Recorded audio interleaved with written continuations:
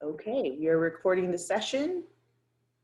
And so welcome everyone. My name is E. Nunez and I am the Associate Director of the Undergraduate Research Center at UC Davis. And I'm super excited to have everybody here today to talk about a very important topic. We've been getting a lot of questions on this topic. So engaging in research during remote learning.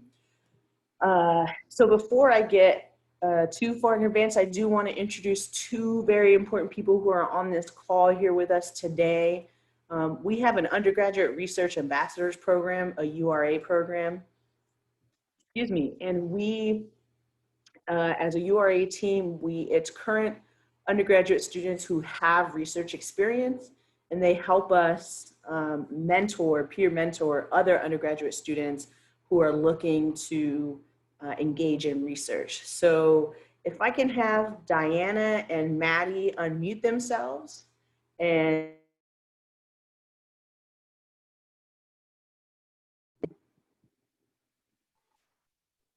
Sorry, you were muted for that last little bit. oh, sorry, I've just, if y'all can introduce yourselves and just maybe say what year you are and what type of research are you working on right now? Okay, great. Well, I'm Maddie, and I'm going into my 4th year. I'm a microbiology major, and I am currently studying the microbiome of the Valley carpenter bee. So I've been doing a lot of field research and data analysis during this remote learning time. Awesome, thank you. And you're out in the field now, right, Maddie? I just came back. I was at Anza Borrega Desert State Park doing some field research out there. Great, awesome, welcome back. Diana?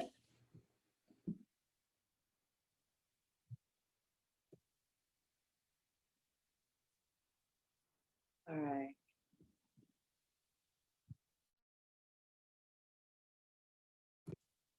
All right, so it looks like Diana's having a bit of some audio challenges, but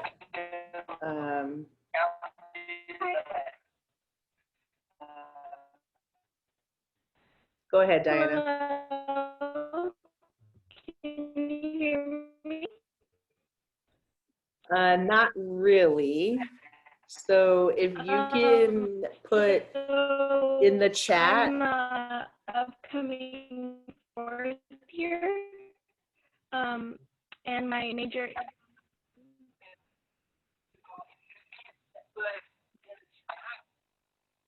So Diana, it looks like we're having in the chat. It looks like we're having some audio issues. So if you can just put in the chat your major and what research you're working on right now, that would be excellent.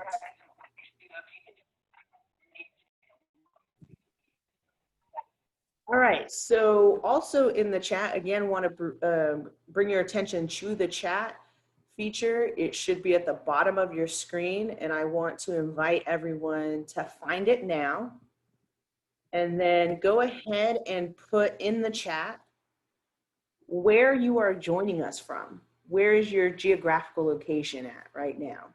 So for example, I'm joining everyone from West Sac. Where's everyone joining us from? We got 86 people. Ooh, Canada, China, Los Angeles, San Jose, Davis, Roseville, Cerritos, San Francisco. Wow, everywhere. Modesto, Westlake, Irvine, Napa, San Diego, the Bay, Santa Barbara, Sunnyvale, San Diego. Awesome. That's great. All right, great. Fremont. All right, awesome. San Jose, welcome, welcome. So I'm glad that everybody can be here. Again, we're gonna just get started with a non-research related question because I think it's important to check in and see how everybody's doing.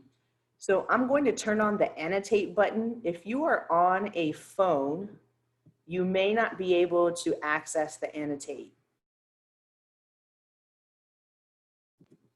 If you are not on a phone, find the little pencil option. It should be at the bottom of your screen. and you're gonna find an option to text. And if you start typing in that version, you'll start seeing that you can type.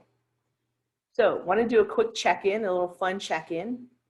If you had to be an ice cream flavor right now to describe how you're feeling, what ice cream flavor would you be? Go ahead and type it in here. Rocky Road. Oh, I definitely feel that. What ice cream flavor would you be? Vanilla? Coffee? Yes, coffee. Butterscotch, pistachio, chocolate. Can never go wrong with chocolate. Cherry Garcia, mint chip. Now I want ice cream. Right?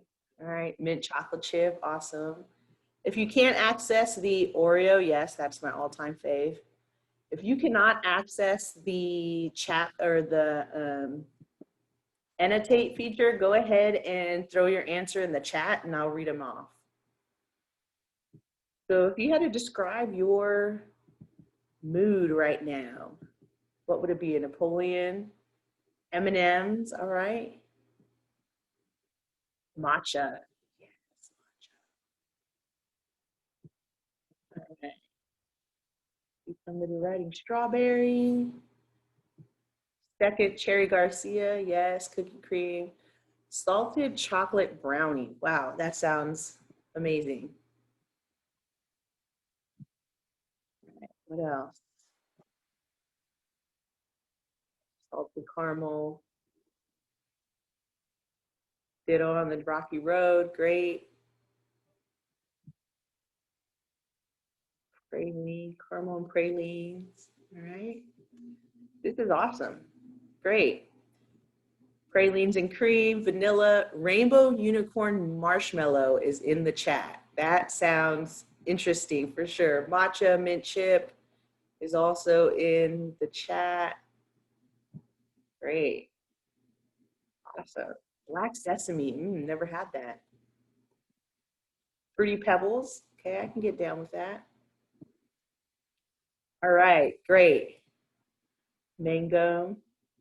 Looks like we have a lot of different feelings out there, right? We have a smorgasbord of it. So thank you for participating.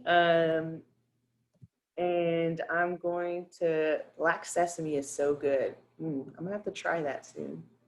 I'm gonna go ahead and clear all the drawings here. Thank you all for participating.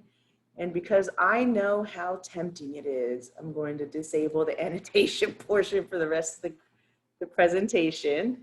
Awesome, thank you all for that. Let's see, so I just wanna start with kind of just really acknowledging where we're at currently as a university with undergraduate research, or really with research in general. So I want to acknowledge the challenges, right? In this COVID, the era of COVID and all the civil unrest that's going on, and if you're in California, the fires, there's a lot of challenges that are being put onto everyone in this society, and we're all having to navigate spaces that maybe some spaces aren't as new to us, right? Like the racial unrest that's going on, that may not be new to some of us. But the remote learning, maybe even dealing with the impact of the fires might be something new, or maybe the civil unrest is something that's new for you. Just want to make sure that we acknowledge these challenges, and these are not normal times. These are uncertain times, and definitely want to just acknowledge that from the get-go. And because of that, it presents other challenges along the way as a university, and as we try to support each and every one of you in gaining the skills that you want to gain to be successful. So that's to say we are all learning together, from faculty members to administrators, from the chancellor all the way along the line. We are all learning together. And so I say that to encourage everyone to practice compassion and grace, not only with yourself, to try not to give yourself such a hard time, but also with each other, with your faculty members, with your PIs, Maybe they're not getting back to you as fast as they would in normal circumstances, or perhaps they don't have answers for you because, again, we're all kind of learning at the same time. So when that comes to research, I do want to acknowledge the UC Davis Research Ramp Up Program. And what that is it's basically a phased in approach to bringing back research onto our campus. And so because it's a phased in approach, much like the COVID-19 reopening policies that many campuses and universities have been following and many states have been following, we have to meet certain criteria along each phase to be able to ramp up to the next one. And so because of that, much of the COVID-19 pandemic and where that is directly impacts the UC Davis Research Ramp Up Program. So as COVID declines and it becomes safer for us to congregate, for us to be on campus, then you will also see more and more research programs and opportunities opening back up to quote unquote normal, right? And so I just want to put that out there where the research ramp up program is right now. In all transparency, the only research that is going on campus right now is COVID-19 related research. And those are very specific areas of research. There are other areas of research that are going on that are able to be conducted, such as Maddie had mentioned that she was on site at another site doing research. And so there are opportunities to still engage in research. It's just we have to be willing to open our minds and think of research differently moving forward, right? And so I'll talk a little bit about how to identify those opportunities that are going on campus and how to communicate with faculty during this really uncertain time.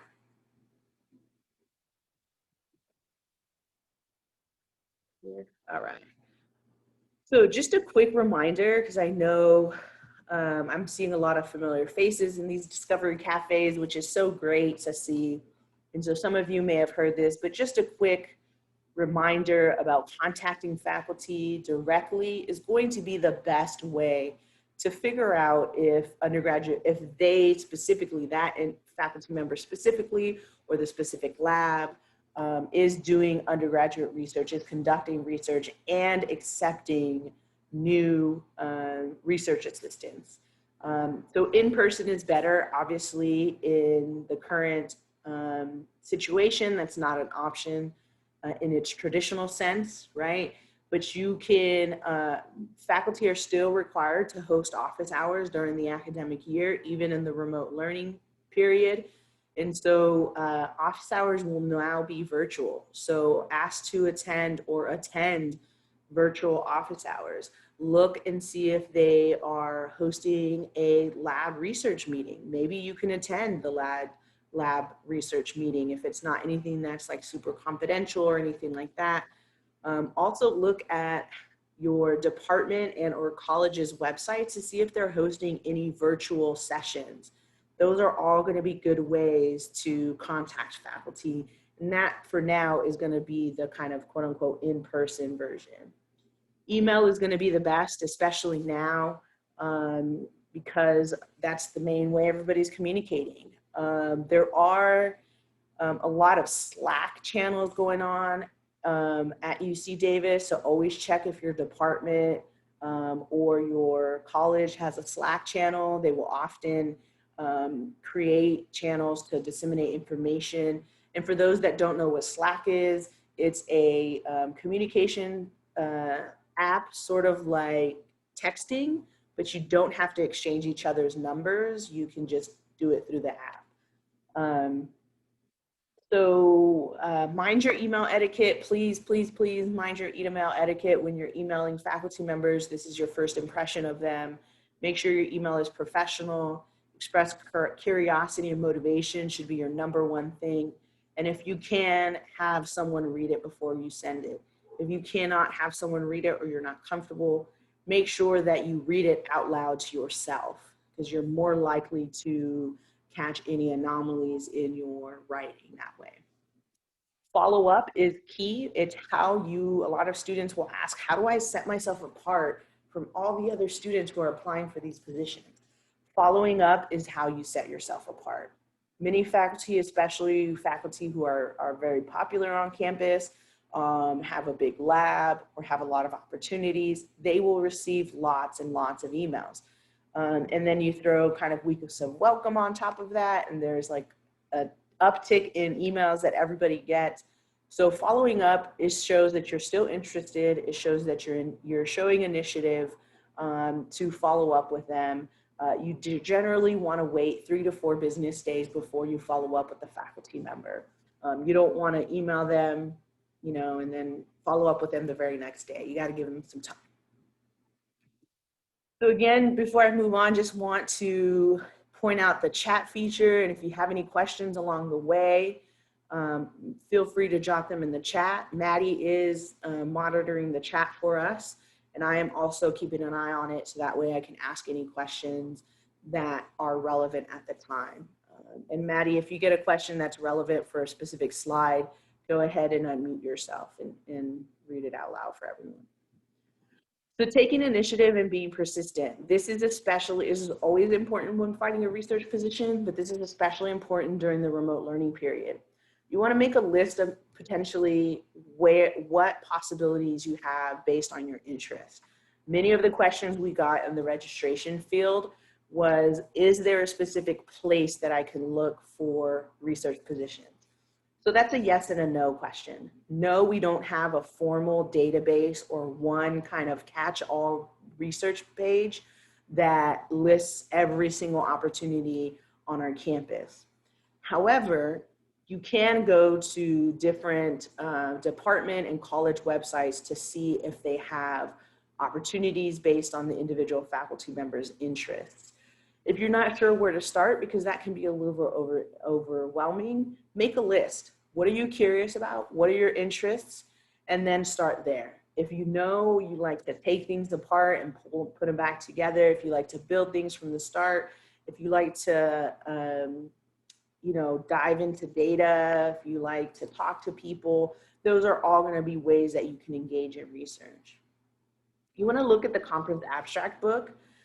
We have an abstract book for every single conference we've ever had on our conference or at our campus. That's the Undergraduate Research Scholarship and Creative Activities Conference. So on our website, we have a searchable PDF. And so these are students who have presented at our conferences. So in addition, it lists their faculty members who supported their research. So you know that if you look up, let's say, global disease biology as a major, or cancer research, or history, or archival research, and it brings up 6 different abstracts, you're gonna know there's possibly 6 different faculty members who are working in that area with regards to their research, and you can contact them, right? As I mentioned, department websites are also good. You can also start with the classes you've taken. If you've taken a class and it was really great and the faculty member engaged well, chances are if they can engage in a big lecture style classroom, they're probably a good one-on-one mentor or a mentor in a small group. Talk to TAs, other graduate students, other peers. That's what our Undergraduate Research Ambassadors Program is here for. We have about 15 to 20 URAs who are currently engaged in undergraduate research or that have had their research tasks shifted to online. And so they can really talk to you about what that process is like, provide you some pointers on how to look for different possibilities, how to write emails, what are things you can do in an email to help you stand out. And so that's what our program is there for. And so make sure to take advantage of that as well. And again, you want to contact faculty members directly through these areas here.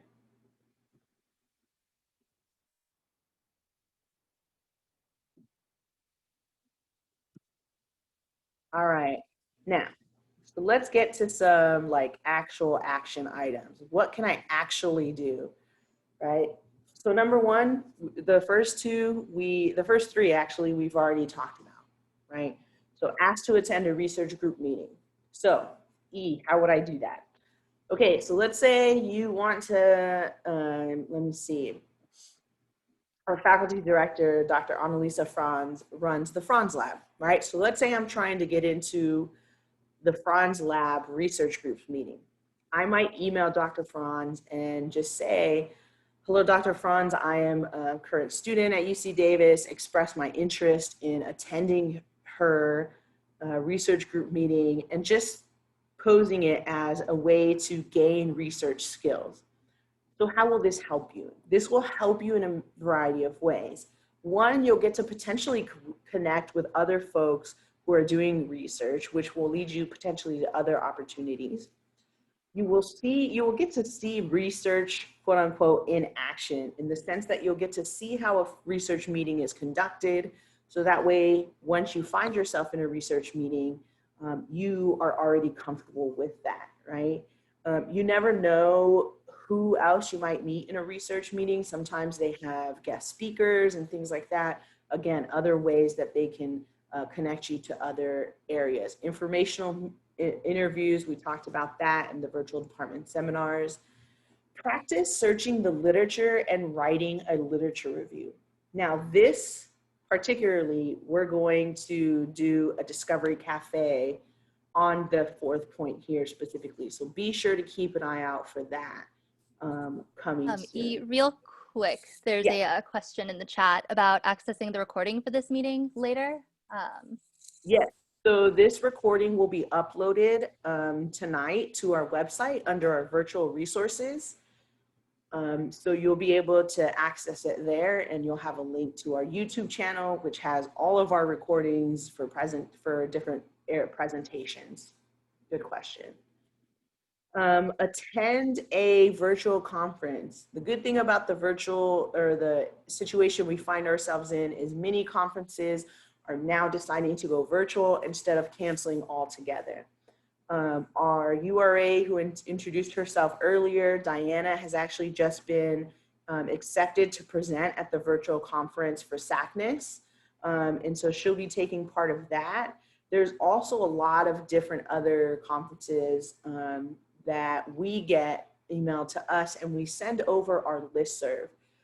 If you're not a part of our listserv and you want to join our listserv, Maddie, if you can throw our URC email address, urc@ucdavis.edu in the chat. And if you're interested in joining our listserv and learning more about all these opportunities that come to us, feel free to please send us an email and ask to be added to our listserv, and we'll make sure that that gets done. You want to watch webinars and tutorials. We're going to talk about jove.com here in a bit, a little bit more specifically, but watch webinars and tutorials. That can be things on YouTube. That could be things on maybe a professional organization has how-to videos, maybe SACNAS, these different types of organizations. If you're interested in history, look at the American History Society and see if they have any webinars or things like that that you can watch and still continue to educate yourself and gain skills, even though you may not physically be doing undergraduate research. E, do you have any other suggestions for how to find conferences? That was another question that came up. Yes, great question. So what you can do is, let's say you're a history major, or you're just interested in history. You can just do a simple Google search for professional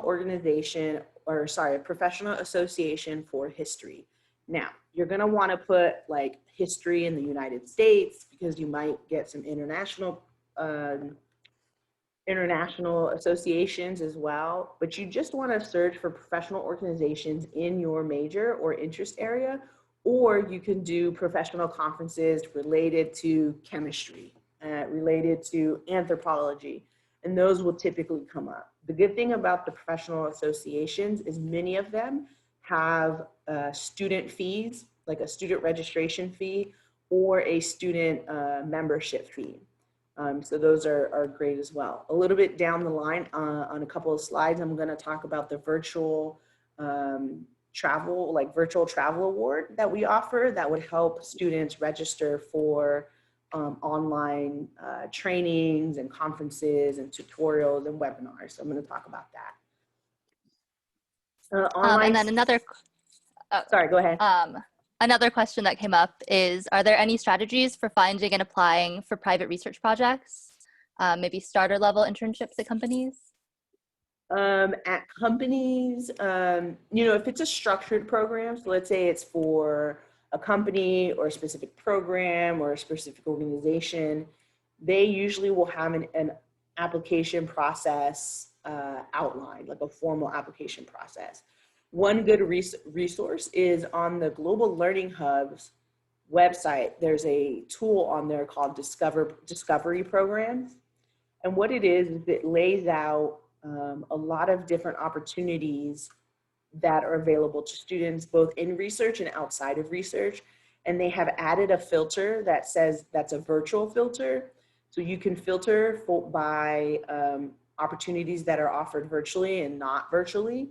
So if you click that virtual filter, it'll bring up only the ones that are available during virtual platforms. So that's a good resource as well. Also and then do you have the link for that, or? For the Learning Hub one? Yeah, so actually, Maddie, if you go to the website, just go search for Global Learning Hub Discovery Programs and it should come right up. Okay. Yeah. Oh yeah, it looks like someone already put it there. Awesome. Thank you for that. Okay, so on our website also, we do have a page called Virtual Resources.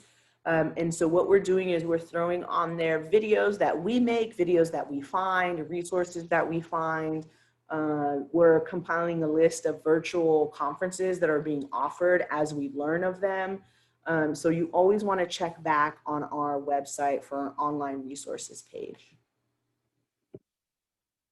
Okay, so sometimes you have to do some safety training before actually going into a lab or before, let's say, handling animals, if you're going to work with animals, or before, if you're going to interview people, before interviewing people.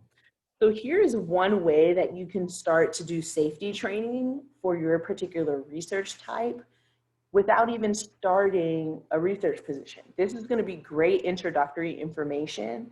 And when you do apply for positions, you can add to your resume that you've already completed the UC Davis safety training, which is going to be beneficial for you.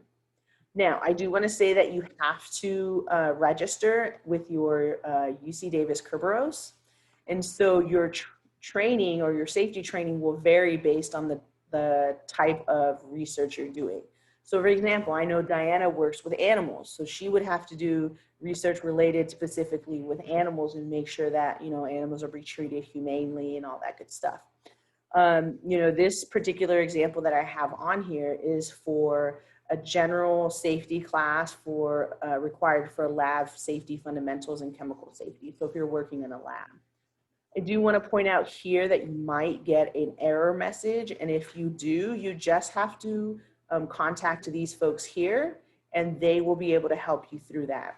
We are also going to put this PowerPoint in a PDF version on our website so you have access to all the links.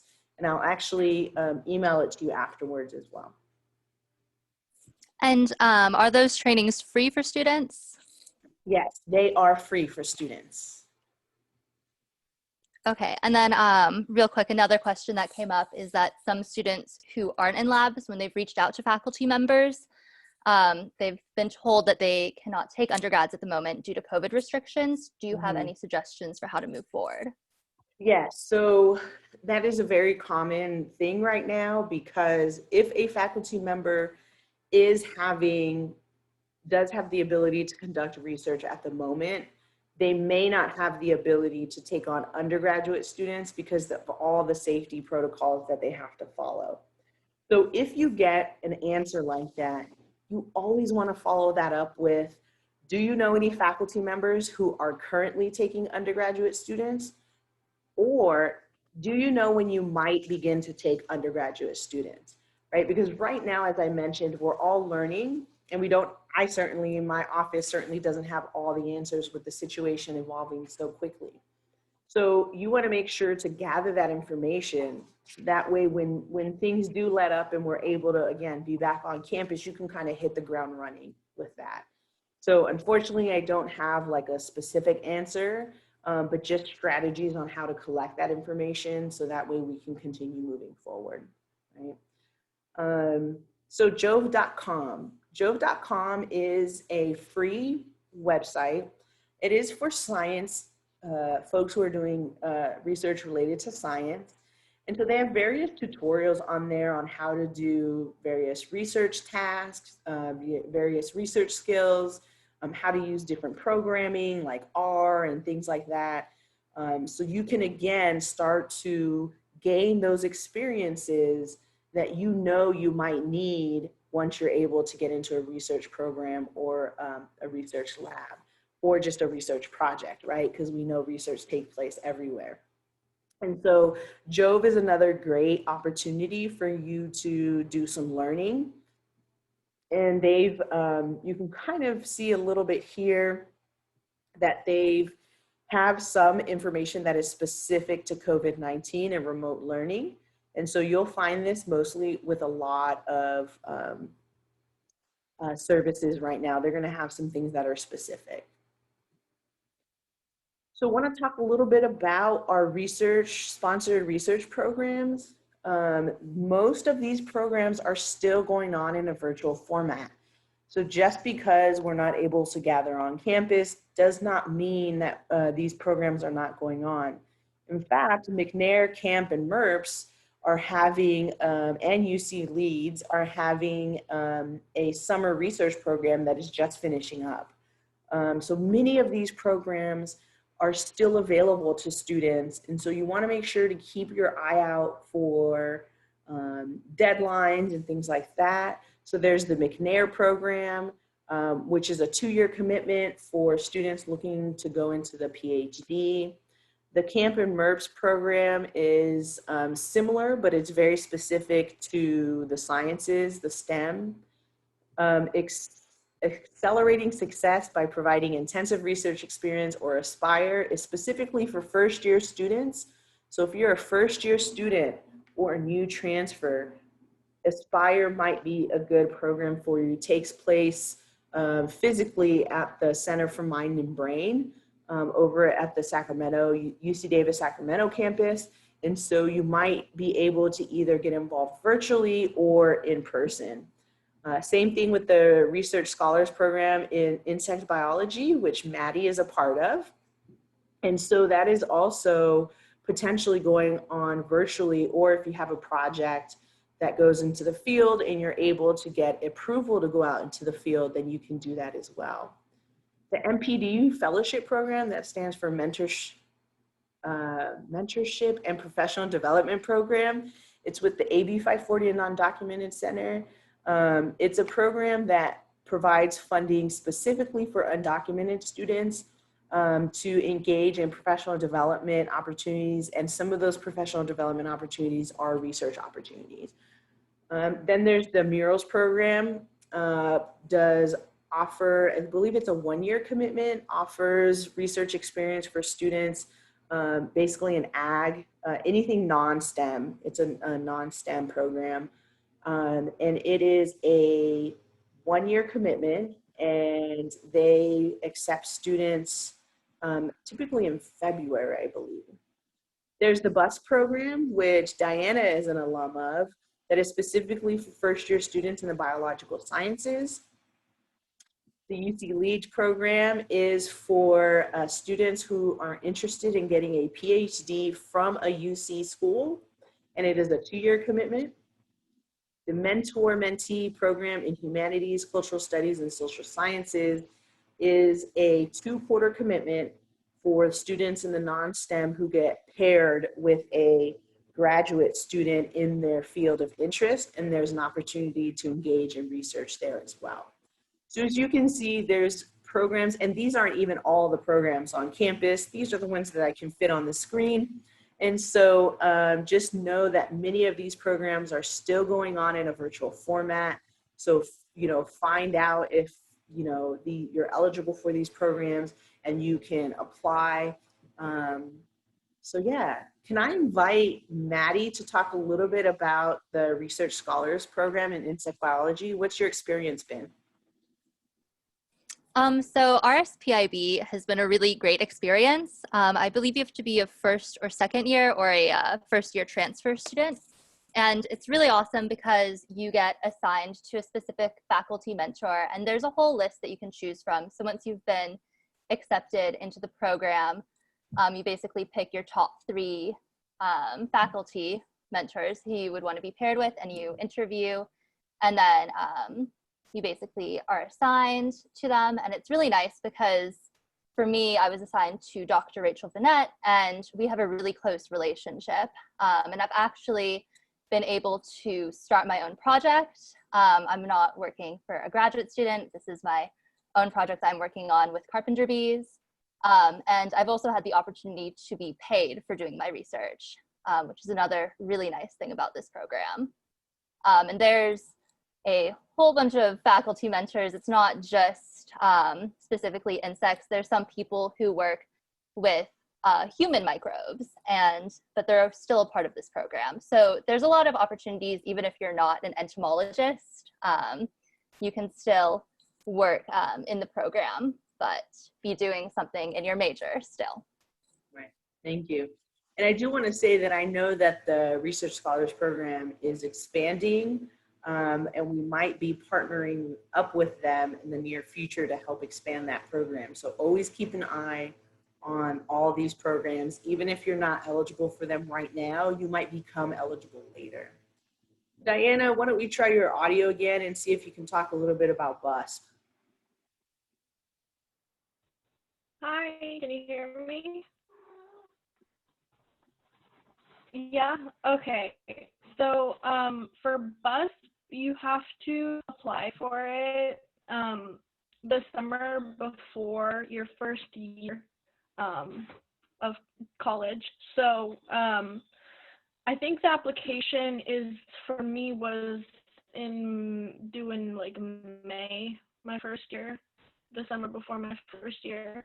And it's you don't get paid. It's not a paid opportunity, but it's a very good program for baby stepping students into kind of college life, and also showing them the how-tos of research.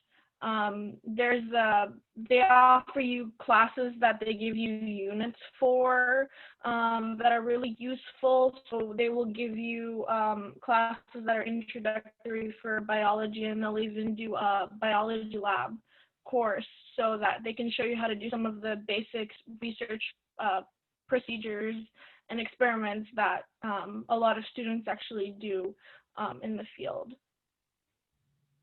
Great. Did anybody hear me? Yeah, no, we heard you. We heard you. Thank you. All right, great. So hopefully, again, this is an indication that research is still taking place on our campus. It's just looking a little bit different, and it is a lot different than what it looked like in the first place. But it's still happening on campus, and we're still trying to support students in these research endeavors. And actually, one thing I forgot to put on this page that's really important: if you are a new incoming transfer or a new first-year student, you want to check out FYS-Cures, C-U-R-E-S, FYS Cures. And FYS Cures, it's a first-year seminar, but it's specifically for research. So you will be doing a program or a research project with your classmates. And I know that these programs are still, or these FYS Cures courses are still taking place in the fall quarter, even remotely. So definitely take advantage of those. And there is a time when it comes that they open up the FYS Cures classes to everyone on campus. So you can technically be a non-first year transfer and a non-first year student. If there's space open, they'll open it up to everyone. And you can find that on the FYS Cures website. All right, let's get going here. All right, so other things that are still going on that are research related are most of our programming related to supporting, funding, acknowledging, and recognizing excellence in research are still going on. The Provost Undergraduate Fellowship, which provides up to $1,800 for to conduct undergraduate research, is still going on. Maddie, I believe you were a recipient of that, right? Recently, yeah. So, Maddie's been a recipient of that. There's the Chancellor's Award for excellence in undergraduate research and excellence in mentoring undergraduate research. This is for graduating seniors. And then the Undergraduate Travel and Conference Registration Award. And so I wanted to pull that out specifically because typically we have a travel award that is offered every quarter. Well, we've turned that into a virtual travel award and have expanded what it can be used for. So if you want to attend a virtual conference and it has a registration fee, you can apply for the travel award, or quote unquote travel award. You want to attend a webinar and it has a registration fee, you can apply for this.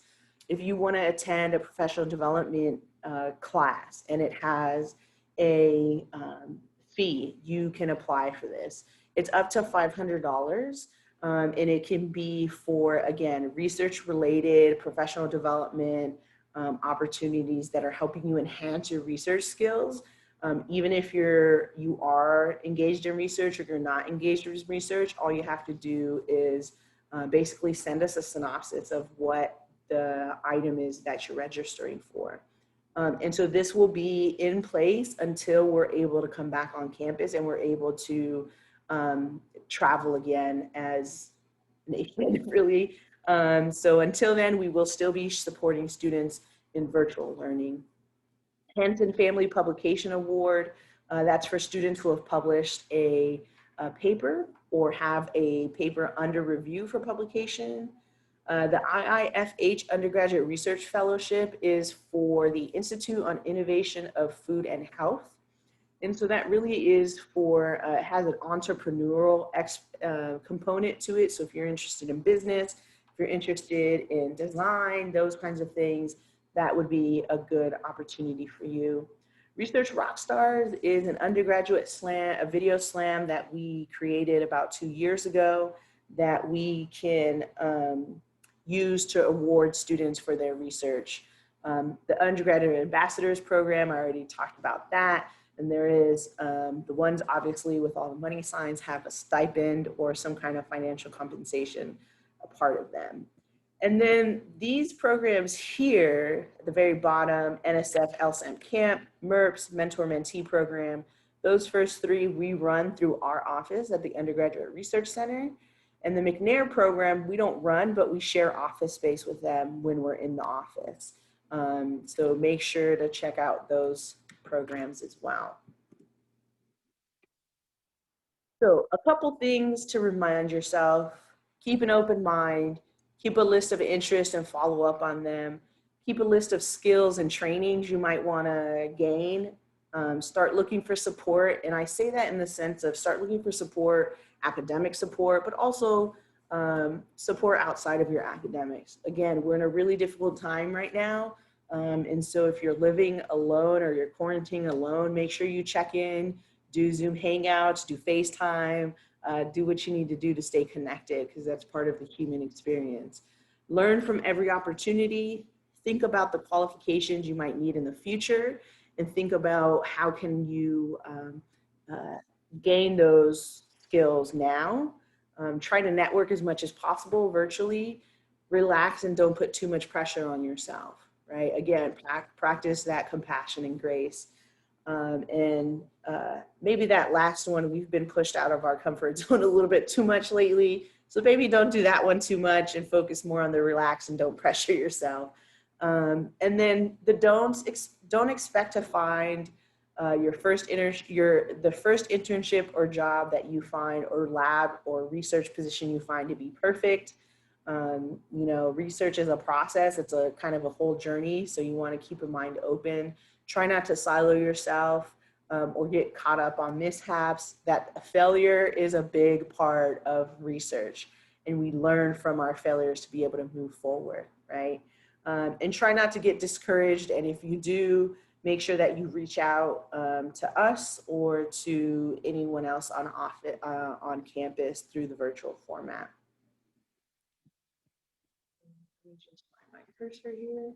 Now, when we are back on campus, I invite every single one of you to come and join us at the Student Community Center. We're directly above the Cross-Cultural Center, so you can't miss us. We've really tried to be intentional about keeping our website up to date, so always make sure to go back to that. And then, Maddie, do we have any more questions in the Q&A or in the chat? Not currently. Okay. If there's any questions, I invite anyone to either drop them in the chat or go ahead and unmute yourself and we can kind of talk them out. So will we keep the Discovery Cafes going when the school reopens? Yes. We have had 5 Discovery Cafes so far and they've gone really well. Everyone's going to receive, and actually I'm going to stop sharing my screen so I can get it on the screen really quickly. Everyone's going to receive a evaluation for this presentation. And the evaluation is going to ask you for suggestions of future Discovery Cafe topics. So if there's a topic that you're just like, nobody is talking about this, I need to learn more. When it comes to research specifically, I should say, go ahead and put that in and we will try and, I'm trying to find this link. Okay, here it is. Okay, so I'm gonna throw this in the chat and I'm also going to email it to everyone after. This is our, if everyone checks out the chat, this is our feedback form just to let us know how we're doing, how we can continue to improve.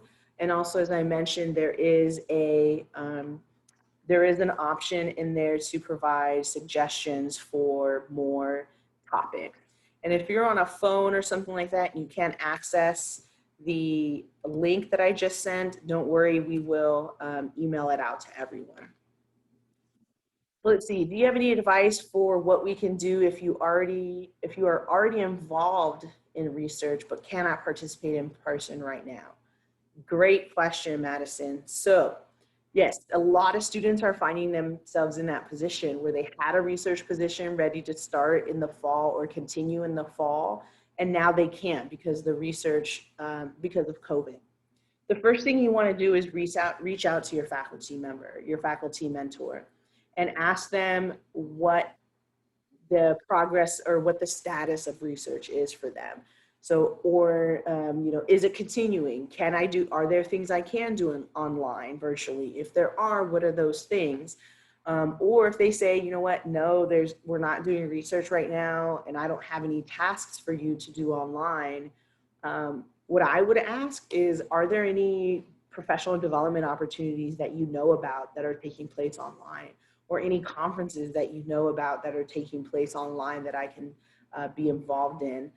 Or you can even ask if they know of anyone who is currently doing research on campus and can take you on as a research assistant. You definitely want to try and communicate with your faculty member as much as possible. Don't just assume that research is not happening. Because you never know what type of things are going on in that lab. You definitely want to make sure to check in with your faculty member moving from there. I actually have some suggestions for that as well. Okay. One thing you can ask is if there's any practice data sets that you can use to work on your data analysis skills. It's really helpful, so then once you actually can get your own data, you'll already have the skills to work on it. And then another recommendation I have is you can work on applying for fellowships and take this time to read papers and prepare for any projects that you may want to work on. And then, of course, I'm a big proponent of field research. And many of the UC reserves are open. You just have to really email the reserve manager to ask. And it's pretty easy to social distance when you're out in nature. Of course, right now, due to the fires, it may not be safe to do field research, especially at some of the UC reserves. But we don't necessarily know if campus will be open in winter and spring. So you can start maybe preparing to do field research by taking the time right now to email the managers and looking at data to think about what you may want to study. And you can start doing the field training or seeing if there's any state or federal permits you may need to get. So you can definitely start thinking about potential projects you may want to work on and doing the background research right now. Just talk to your PI about it. Right. Great. Thanks, Maddie. And I did see another question. Yes, we will be posting the recordings from the Friday sessions. They're just taking a little bit longer to upload for some reason. So we will be posting those, and opportunities for computer science and engineering for incoming freshmen. There is a portal. I hesitate to put this here because sometimes it can be really outdated, but it is a starting place. Give me a second. So it's stem.ucdavis.edu. And David, David Lee, this is in response to your question. So the stem.ucdavis.edu is a portal that does house some research opportunities. Now, it is hit or miss whether it is updated or not. So what I would recommend is that if you are going to look at the STEM portal, make sure to always go to the main website of the activity that is listed on there. So you can, so for example, let's say they list an opportunity from the veterinary school. You want to go directly to the vet school's website to see if that opportunity is still available. Let's see, does anyone have any insight of statistics research opportunities? More like stats department doesn't have a former research department, but members of stats department within. Jeffrey, I don't know of any in particular, and I don't know like what your year is or anything like that, but MERPS would be a good program to look into because it's specifically for mathematics and statistics. And so, and I know that we will be accepting applications for MERPS in October, and we will be having a virtual component to the MERPS program. And so I would say that you can maybe look into that. Okay.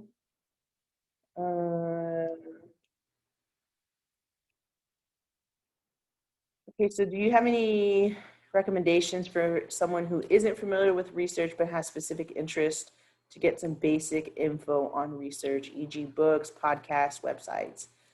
I would start with doing a quick Google search on a topic that you're interested in, right? And see what comes up. The UC Davis Library, I would recommend starting at the UC Davis Library because the great thing is as students is you all get access to articles and books that folks would typically have to pay for. So I would start there and see if there's anything that you can get from there as well. Let's see.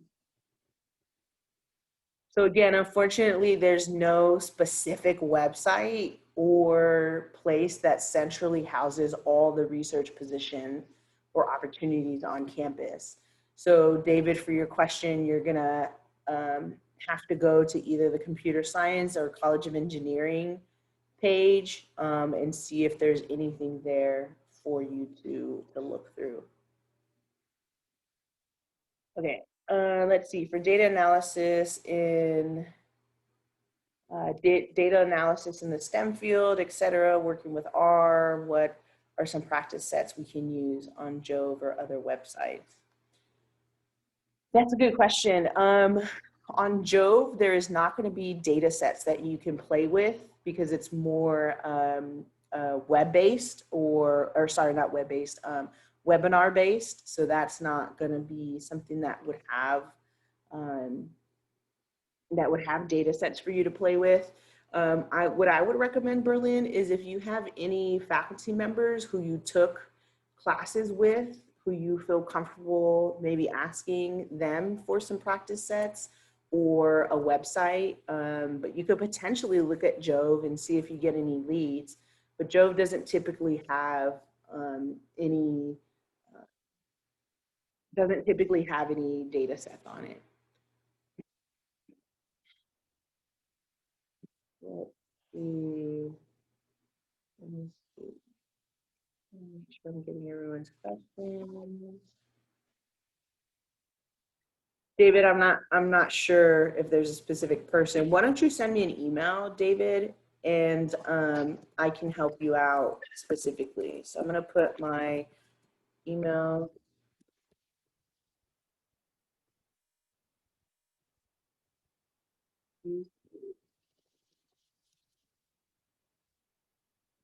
So there's my email, David, and for anybody else who would like to email, you can check me out there. And then let's see, I don't want to miss any ones. Can we have a session to teach us some etiquette of writing professional emails, how to sound professional in it? Yes, we plan on doing that with the internship or career centers, so definitely we'll do that. Oh, I'm seeing some folks are putting in here some areas to see some data sets, so thank you all so much. All right. So again, I want to invite folks to fill out the survey, the post survey. I'm going to drop that in the link again. I'm going to stop